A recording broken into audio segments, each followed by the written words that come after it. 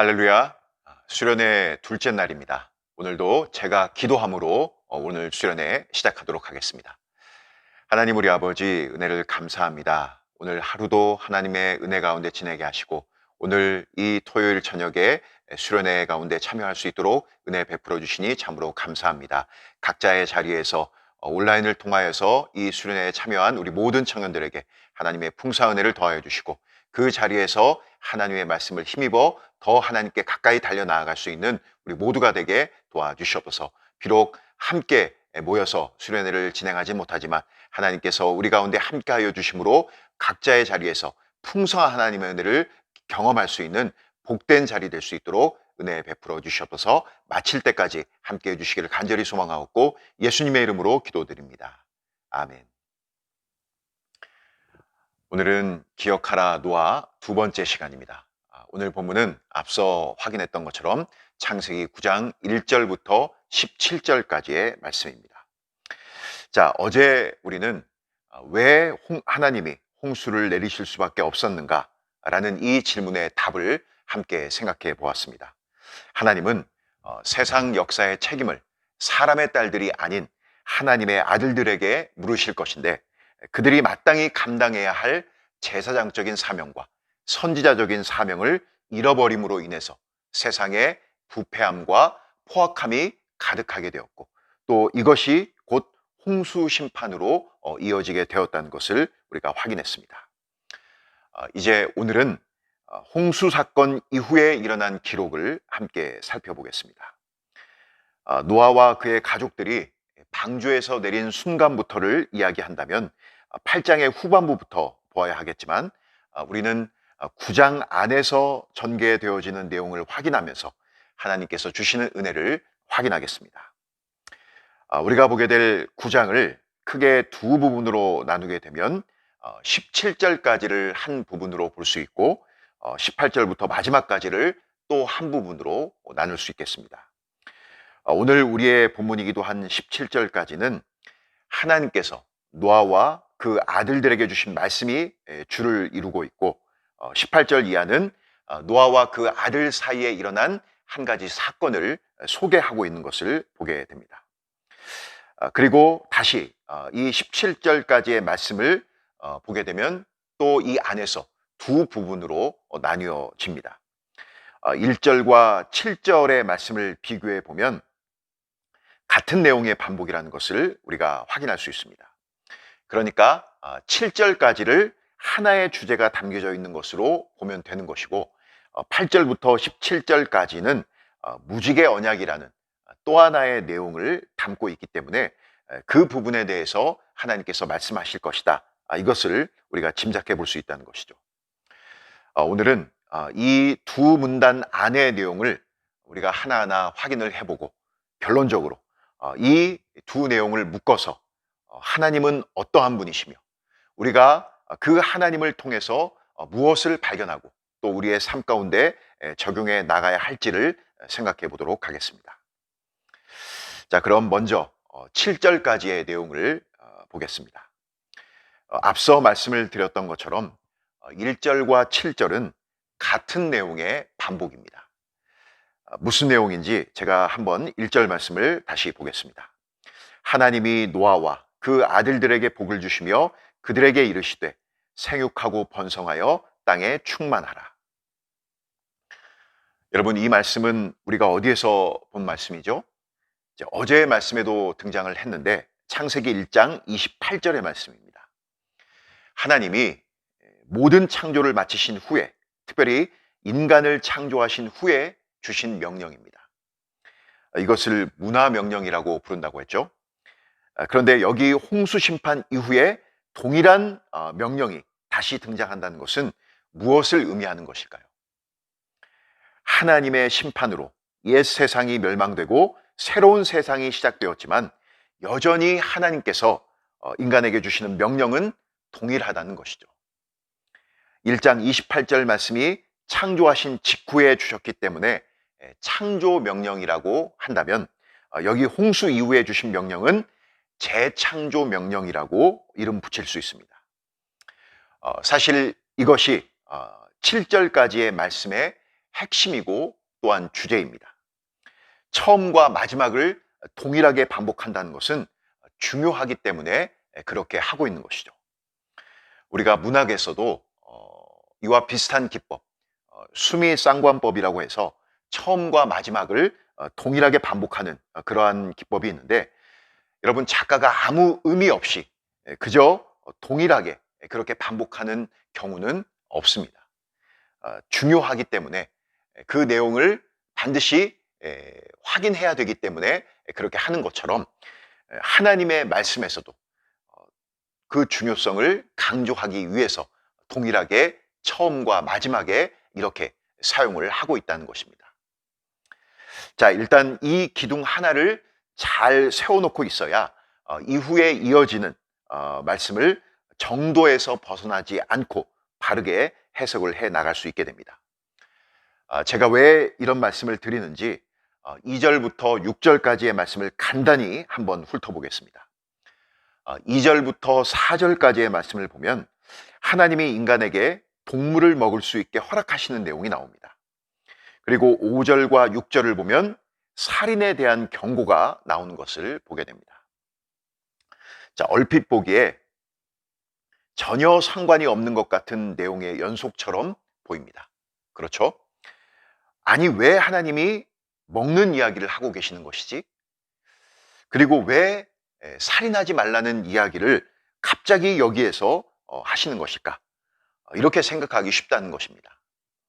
자, 하지만 1절과 7절이 이 문단의 핵심이고 주제라는 전제를 가지고 이 말씀에 접근해 가게 되면 이것이 전혀 상관없는 이야기가 아니라 오히려 논리적으로 연결되어지는, 하나님이 이 재창조 명령을 통해 무엇을 말씀하시고자 하는지를 더 분명하게 드러내는 역할을 하고 있다는 것을 알 수 있게 됩니다.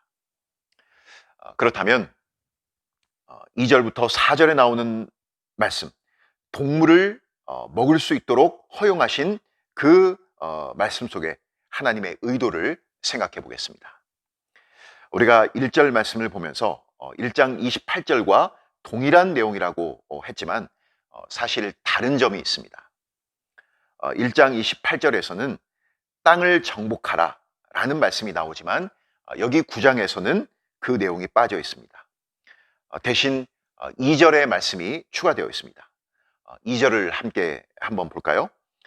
땅의 모든 짐승과 공중의 모든 새와 땅에 기는 모든 것과 바다의 모든 물고기가 너희를 두려워하며 너희를 무서워하리라.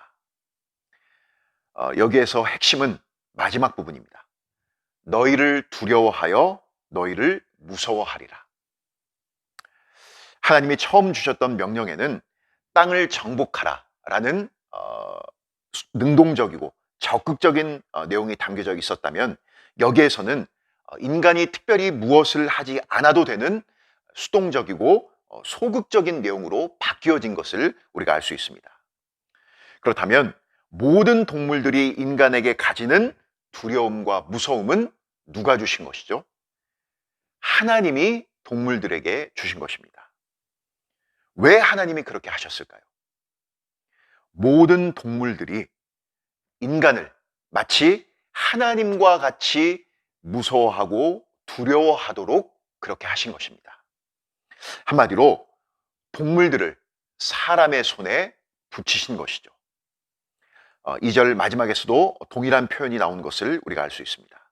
즉, 하나님께서 처음 인간에게 주셨던 왕과 같은 사명을 그대로 감당해 갈 것을 여기에서 이렇게 말씀해주고 계시는 것입니다.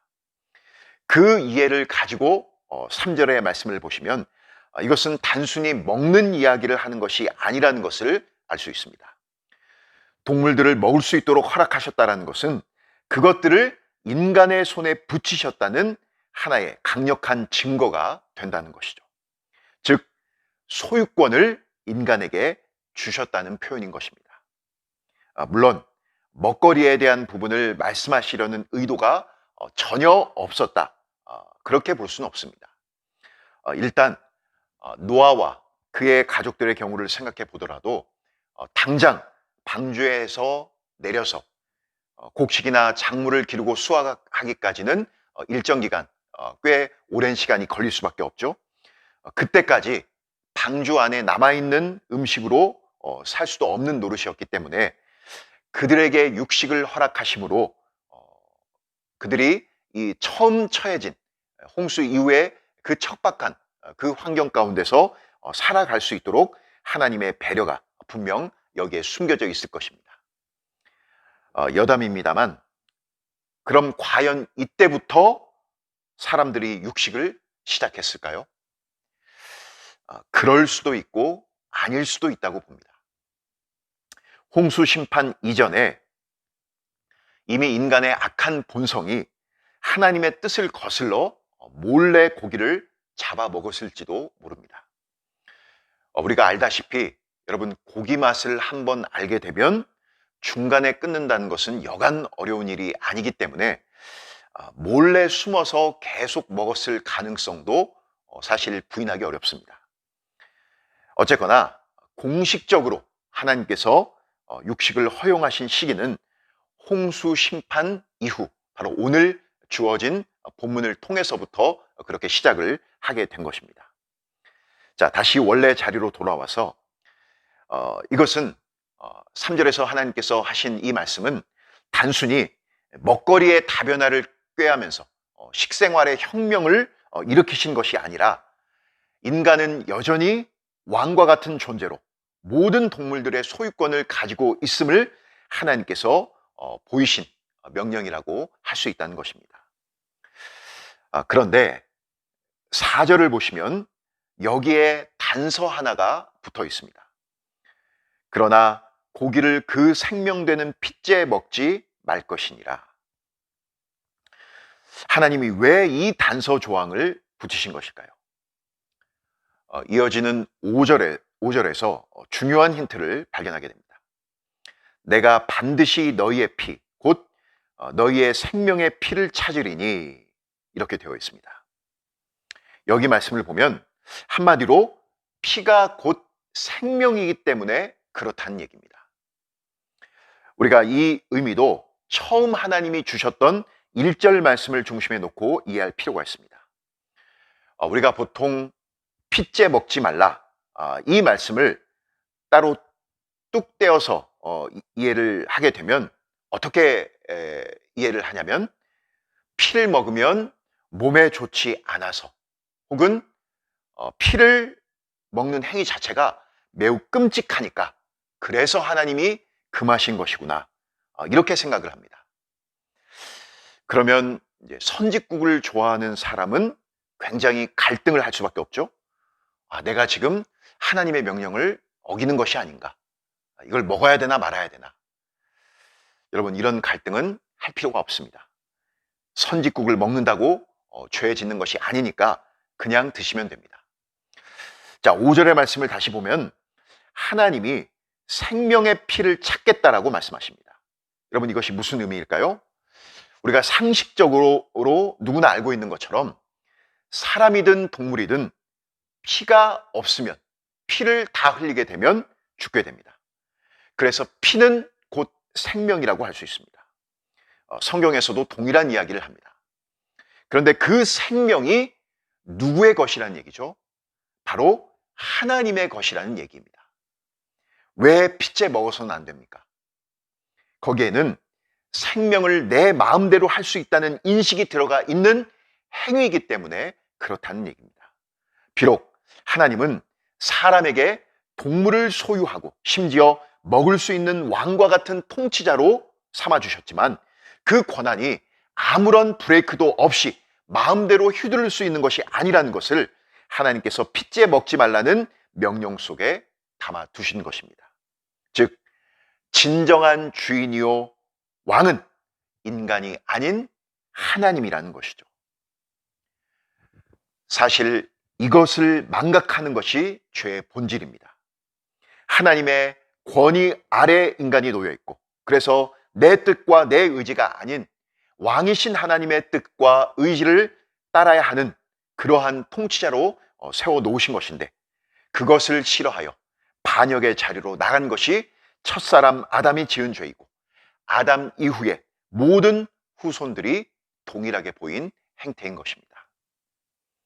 이제 하나님은 홍수 심판 이후 새롭게 출발하는 인류를 향해 이 부분을 다시 한번 분명하게 짚고 넘어가시는 것이죠. 생명의 주권자는 인간 자신이 아닌 하나님의 손에 달려있다는 신앙 고백을 피를 먹지 않음으로써 해야 했던 것입니다. 그렇다면 이어지는 5절과 6절의 말씀도 우리가 조금은 다른 관점에서 볼 수 있어야 하겠습니다. 여기에는 살인을 하지 말 것에 대한 경고가 나옵니다. 1차적으로 우리는 왜 사람을 죽여서는 안 됩니까?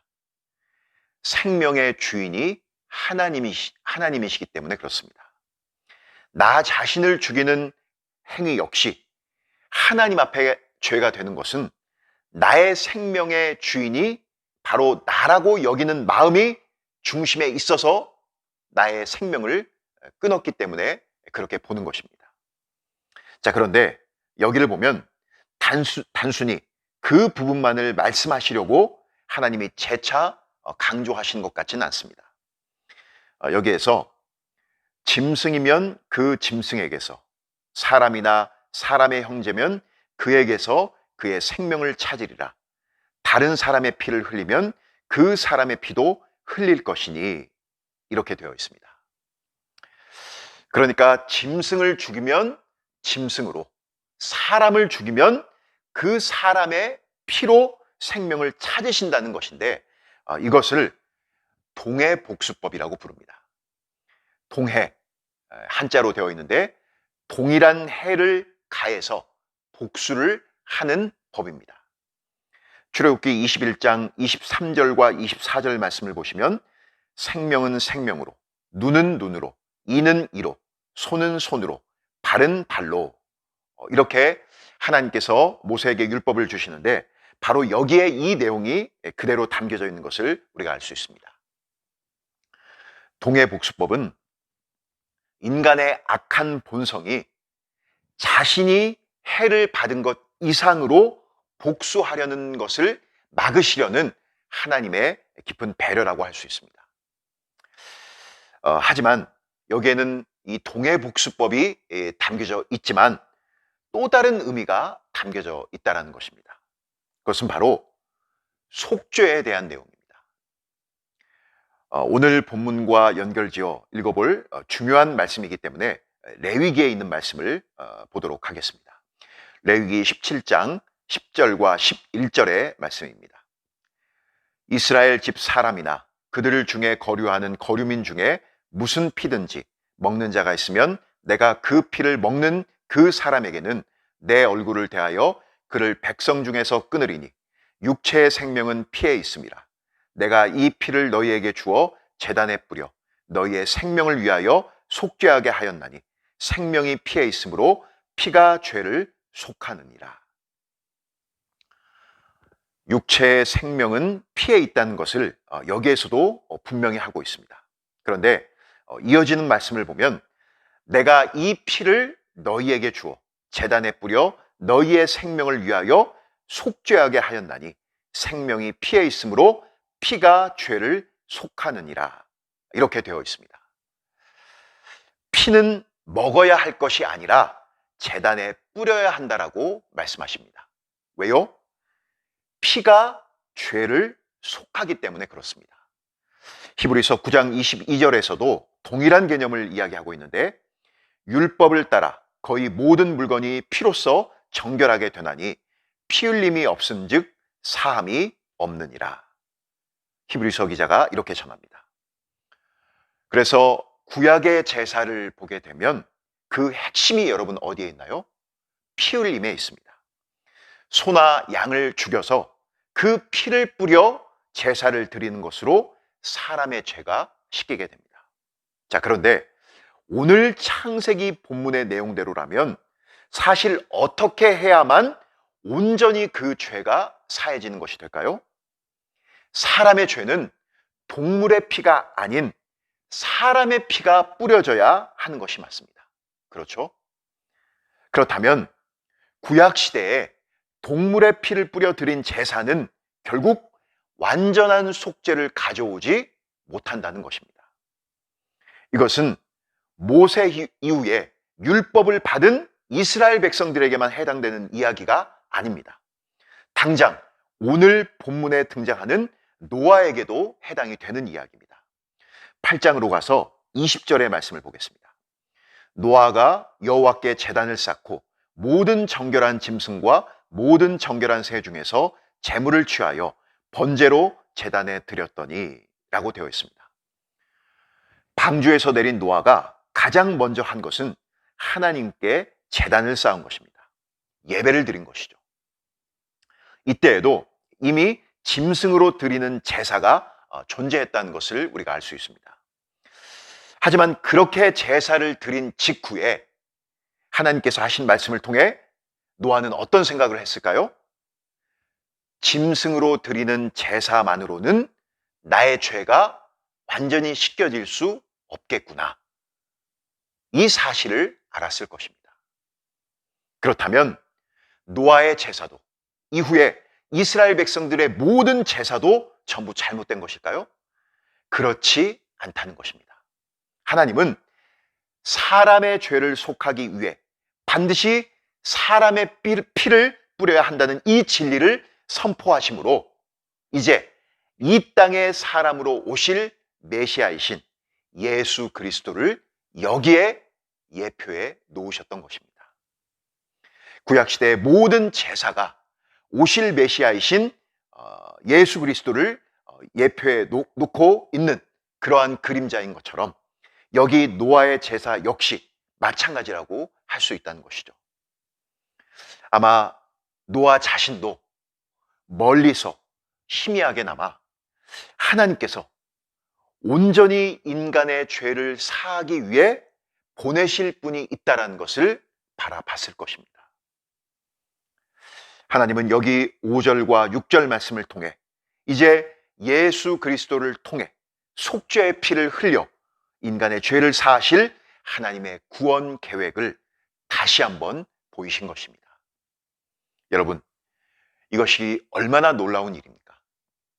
첫사람 아담의 범죄 직후에 여자의 후손으로 오실 메시아의 첫 그림을 보이셨고 이제 첫 세계가 멸망당하여 새롭게 출발하는 그 시작에서 다시 한번 메시아에 대한 약속을 이렇게 하나님께서 보이셨다는 것이죠. 자, 다음으로 8절 이하의 내용을 살펴보겠습니다. 여기에는 우리가 흔히 무지개 언약이라고 부르는 내용이 담겨져 있습니다. 하나님께서 다시는 물로 이 세상을 멸하지 않을 것이다. 이렇게 약속을 주시면서 그 언약의 징표로 무지개를 구름 속에 두셨다라고 말씀하십니다. 우리가 먼저 생각해 볼 것은 무지개 자체에 대해서입니다. 무지개는 영어로 레인보우입니다. 여러분 다 알고 있죠? 이 단어의 어원을 살펴보면 비를 뜻하는 레인과 화를 뜻하는 보우라는 이 두 단어가 합쳐진 합성어입니다. 왜 활이라는 단어가 무지개에 들어가 있을까요? 이것은 우리가 영어의 다른 단어들도 그런 경우들이 굉장히 많이 있는데 고대 언어에서 기원을 발견할 수 있는 경우들이 많이 있는 것처럼 이 단어 역시도 그렇게 볼 수 있습니다.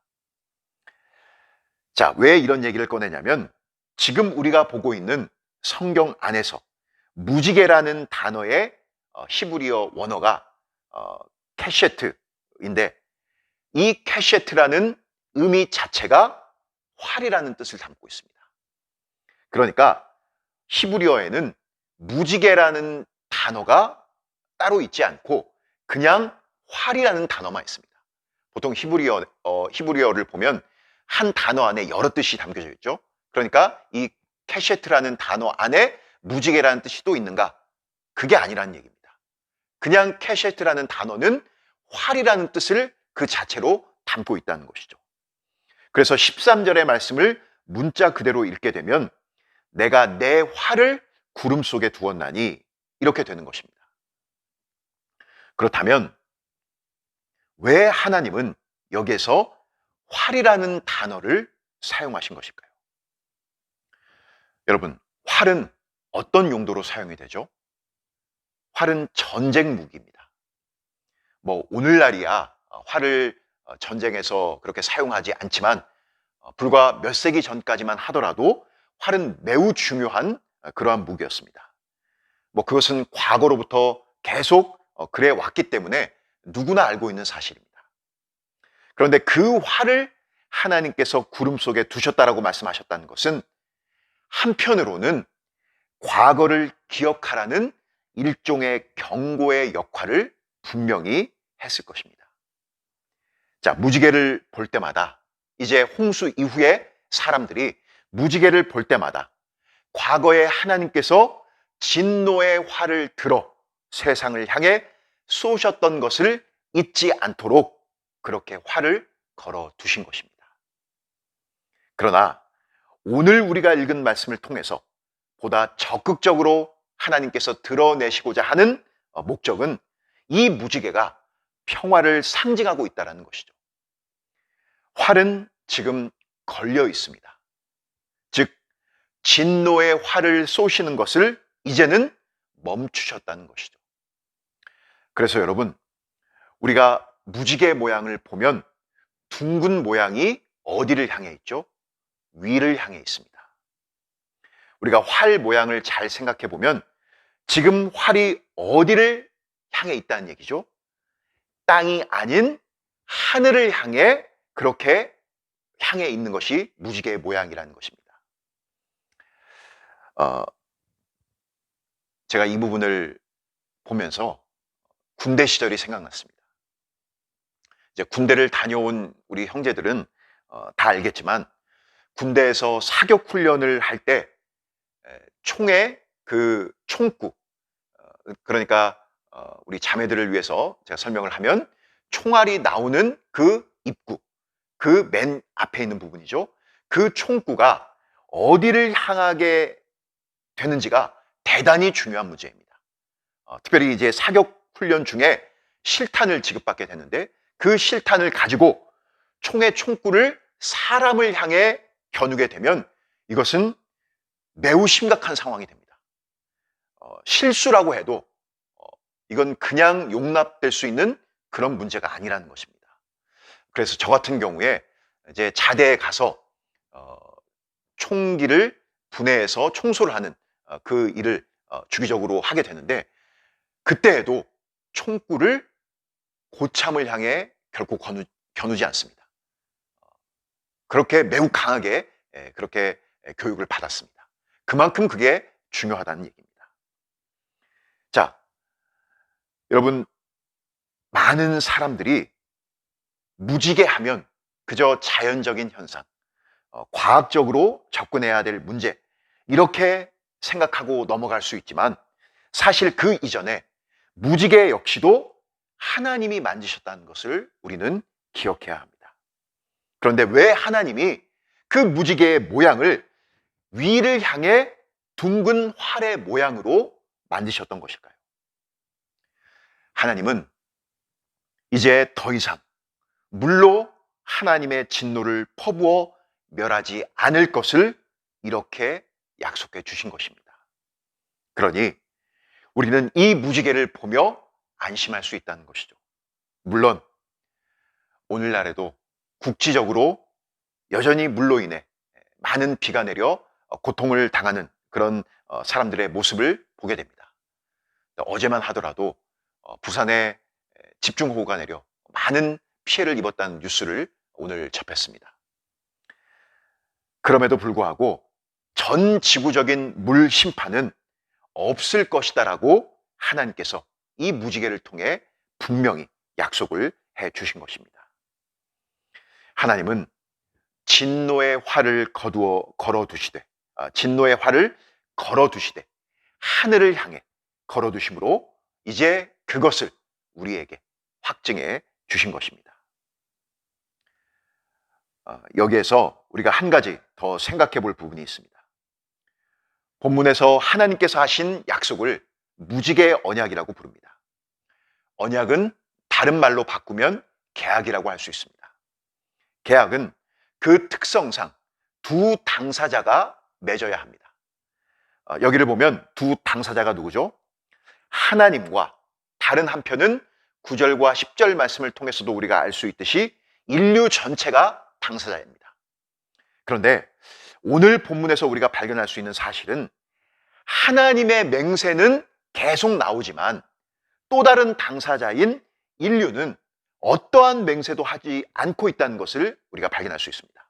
물론 모든 인류가 그 현장에 다 참여할 수 있는 게 아니기 때문에 지금 그 자리에 있는 노아와 그의 아들들이라도 뭔가 맹세를 하고 그런 어떤 언급이라도 해야 될 텐데 어떤 이런 반구, 어떠한 이야기도 하고 있지 않다는 것입니다. 그리고 하나님 역시 그들에게 아무런 요구도 하고 있지 않다는 것을 우리가 알 수 있습니다. 자, 여러분, 지금 이게 무슨 상황일까요? 쉽게 이 상황을 예로 제가 한번 설명해 보겠습니다. 마치 꼭 이런 것이죠. 자, 한 부부가 서로 마주보고 앉아 있습니다.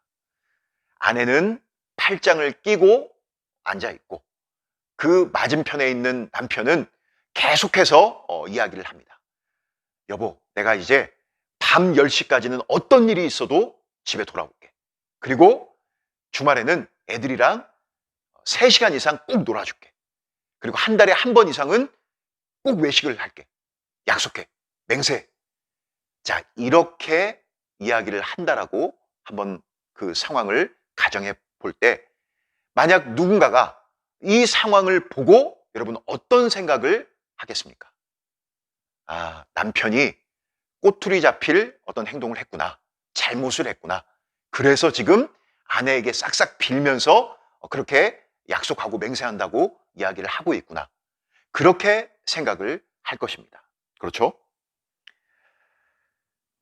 자, 지금 하나님께서 하고 있는 그 모습이 마치 이런 모습과 매우 닮아 있다는 것입니다. 지금 성경 말씀에 이 전후 상황을 전혀 모르는 사람이 하나님이 하고 계시는 이 모습을 보게 된다면 아니, 하나님이 무슨 잘못을 하신 것인가? 그래서 이렇게 계속 혼자만 맹세를 하시는 것인가? 충분히 이런 생각을 할 수 있다는 것입니다. 여러분, 하지만 실제 상황은 어떻습니까? 인간의 죄로 인해 여기까지 이르게 된 것입니다. 오히려 하나님이 너희들이 잘못했으니 물로 멸망을 당했고 그러니 너희들이 내 앞에 맹세를 해라. 이렇게 큰 소리로 요구를 할 수도 있지만 하나님은 그렇게 하지 않으시고 홀로 맹세를 하시고 마치 그 약속을 내가 어기면 활시위를 당겨 나를 향해 그 활시위를 당기라고 하시는 것처럼 무지개를 걸어 두심으로 확증을 해주고 계신다는 것입니다. 이제 정리를 해보겠습니다. 오늘 저는 여러분에게 본문을 통해 하나님이 어떠한 분이신지를 발견해 보자라고 서두에서 말씀을 드렸습니다. 여러분에게 오늘 말씀 속에 하나님은 어떠한 분이십니까?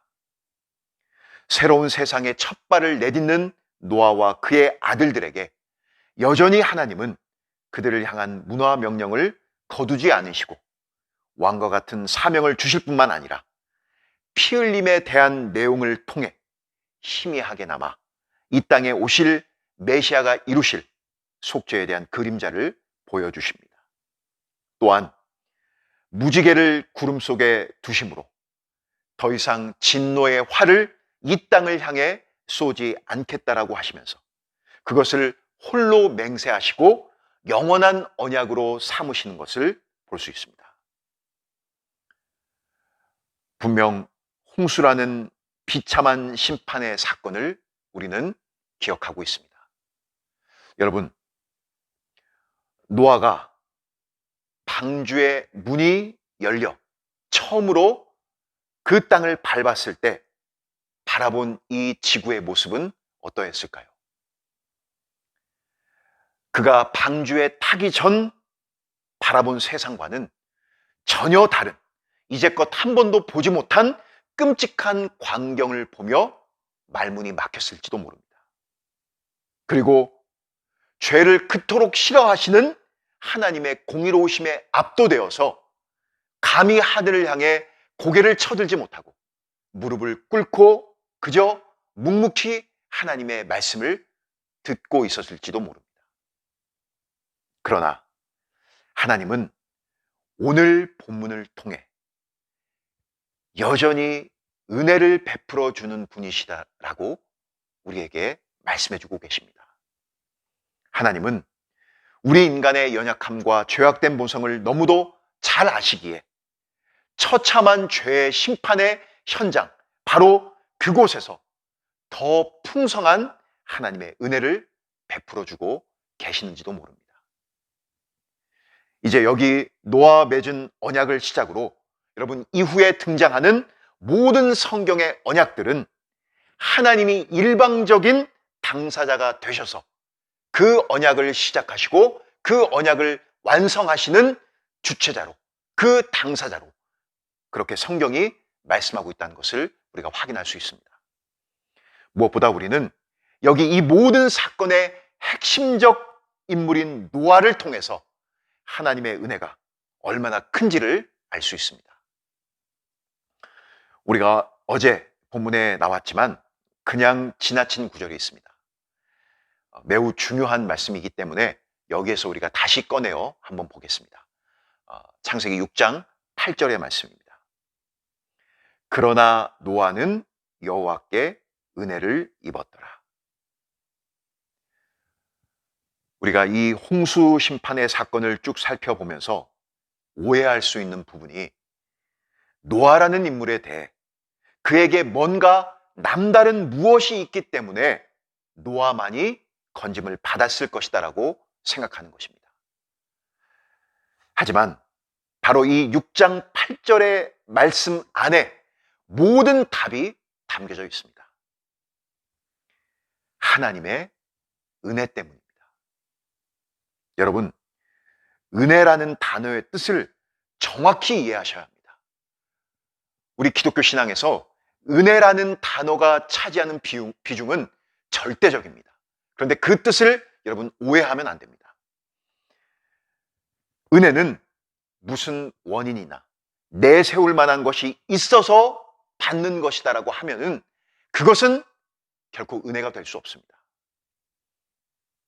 오늘 보지 않았지만 9장 18절 이후에서 일어난 포도주 사건, 노아가 포도주를 마셔 만취해서 벌어진 그 사건을 통해 노아 역시도 하나님의 은혜가 아니면 안 되는 사람이라는 것을 우리에게 분명하게 성경은 보여주고 있다는 것이죠.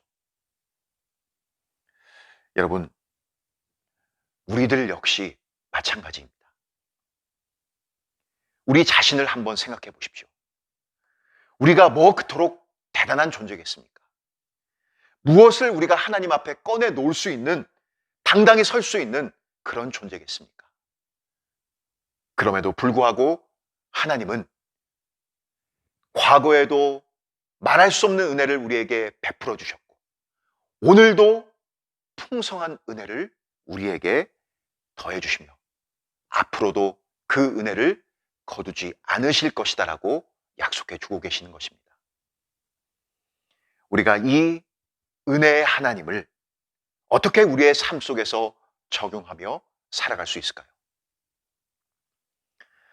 사실 지금 우리가 처해 있는 이 상황들은 정말 과거의 경험이라는 것이 아무런 도움이 되지 못하는 그러한 때를 우리가 살고 있습니다. 한 번도 전 세계적인 이런 팬데믹 상황을 경험해 본 적이 없기 때문에 그렇습니다. 그래서 미래를 예측한다는 것도 더욱 조심스럽고 어려울 수밖에 없는 것이죠. 그러나 우리가 지금 이때에 한 가지 확실하게 흔들리지 않고 붙들 수 있는 진리가 있습니다. 바로 신실하신 하나님의 은혜인 것입니다. 사랑받을 수 없는 존재를 포기하지 않으시고 사랑하시는 하나님의 무한하신 사랑이 우리를 향해 여전히 그 사랑을 베풀어 주고 계신다는 사실입니다. 그러나 노아는 여호와께 은혜를 입었더라. 여기에 우리 자신의 이름을 넣어보시기 바랍니다. 오늘 우리가 살펴본 본문이 그 확실한 증거라고 하나님은 우리에게 말씀해주고 계십니다. 이 하나님의 은혜를 힘입어 비록 우리 각자가 처해 있는 상황은 전부 다르고 또 전체적인 우리의 삶의 환경이 지금 어려운 가운데 처해 있다 할지라도 우리는 그 하나님을 기억하면서 항상 주 안에서 승리하며 하나님께 영광 돌리는 삶을 살 수 있어야 하겠습니다. 이것이 바로 우리에게 은혜를 베푸신 하나님께서 우리를 통해 원하시는 신자된 삶의 모습이 될 것입니다. 그런 우리 모든 청년부가 될 수 있기를 주의 이름으로 간절히 축복합니다. 기도하겠습니다. 하나님 우리 아버지, 오늘 수련의 둘째 날 계속되는 노아에 대한 말씀을 통하여서 특별히 홍수 사건 이후에 하나님께서 노아와 세우신 그 언약의 내용들, 그 하나하나를 보면서 하나님의 풍성한 은혜와 사랑을 확인케 하시니 참으로 감사합니다. 하나님께서 이 땅을 심판하셨다는 것은 공의로우신 하나님, 결코 죄와 함께 할 수 없는 거룩하신 하나님이기에 그 심판을 명하셨지만 그럼에도 불구하고 하나님은 죄인을 향한 그 악한 본성을 가진 연약한 인간을 향해 은혜와 사랑을 거두지 아니하시고 더 풍성한 은혜와 사랑을 베풀어 주심을 오늘 말씀을 통해 우리가 확인했습니다. 우리 모든 청년들이 그 하나님을 기억하고 그 하나님이 오늘도 여전히 나에게 은혜를 베푸시는 신실하신 하나님인 것을 기억하여서 우리의 삶 속에서 그 하나님의 은혜를 항상 경험하며 힘있게 살아갈 수 있는 우리 모든 청년들 될 수 있도록 은혜를 베풀어 주시옵소서. 이제 수련회를 마치고 또 다시 우리의 삶의 현장에 돌아가 살아가게 됩니다. 우리 모든 청년들 하나님께서 기억하여 주시고 복을 베풀어 주셔서 우리의 직장과 또 우리의 삶의 현장 가운데서 간절히 하나님께 구하고 바라며 나아가는 모든 기도의 제목들, 하나님께서 우리와 함께 하시는 그 놀라운 증거들을 삶 속에 경험할 수 있도록 하나님께서 풍성한 은혜를 베풀어 주시옵소서. 그래서 하나님과 동행하며 살아가는 삶이, 하나님 나라의 백성으로 살아가는 삶이 결코 부족함이 없고 항상 넉넉하고 풍요로우며 복된 삶인 것을 많은 하나님을 모르는 사람들에게도 증거할 수 있는 복된 우리 모든 청년들 될 수 있도록 은혜를 더하여 주시옵소서. 감사드리며 예수님의 이름으로 기도드립니다. 아멘. 모든 수련의 일정을 마쳤습니다. 내일 복된 주일 예배의 자리에서 여러분들과 다시 만나겠습니다. 수련의 일정을